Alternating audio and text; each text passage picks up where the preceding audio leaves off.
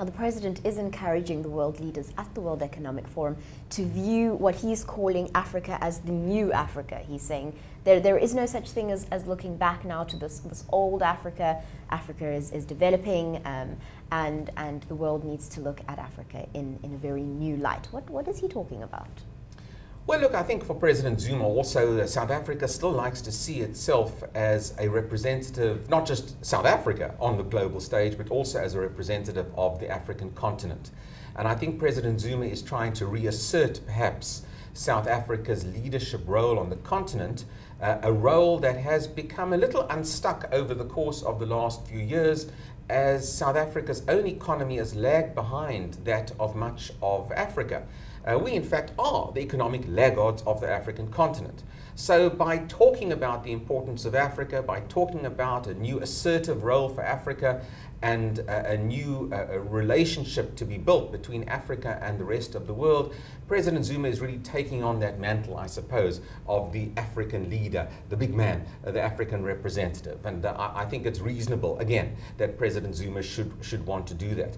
In practical terms, what does the president want? Well, clearly the president wants favorable trade regimes, trade relations to be established between certainly the wealthier Western entities, particularly the North American market, and goods and services produced in Africa. We know that there's ongoing issues relating to tariffs and trade between Africa, selected countries in Africa and North America. And I think access to markets clearly remains the critical issue for African producers, getting those goods out there at relatively favorable rates to encourage US domestic consumers to purchase African goods. And I think that's clearly one of the core aspects of what the president wants. Look, I think the African continent is going to have to look at a lot of issues over the course of the next year or two. First and foremost is security. One thing about Africa's great growth is that we don't want it derailed by serious threats to security, particularly in the economic powerhouses of Nigeria and to a slightly lesser degree in Kenya and East Africa. And I think the president also will be looking at a much better or much closer security cooperation agreement between the global community and Africa to try and stem this kind of endemic terrorism that we now see gripping parts of the African continent. Ultimately, though, this is about recognizing that Africa's time has come, that growth on the African continent is probably going to be a lot more exciting than growth coming out of Europe over the course of the next year, 2 or 3 for that matter. New rising middle classes in great numbers are present on the African continent, not necessarily in Europe or even in North America.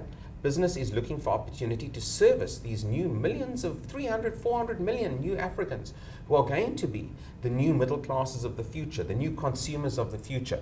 And I think on the basis of that, if the market is going to be on this particular continent, indeed, the rest of the world need to sit up and listen to what Africa is saying, and to afford Africa opportunities of making our economies on this continent that much more globally competitive. Again, the president can say this, but of course, domestically, African countries need to come to the party as well to create very different trading and economic environments domestically as well. So again, nothing wrong with a good little bit of public relations coming out from our president on the issue of Africa, but domestically, African countries are going to have to do their work as well. Thank you so much for joining us today. Pleasure.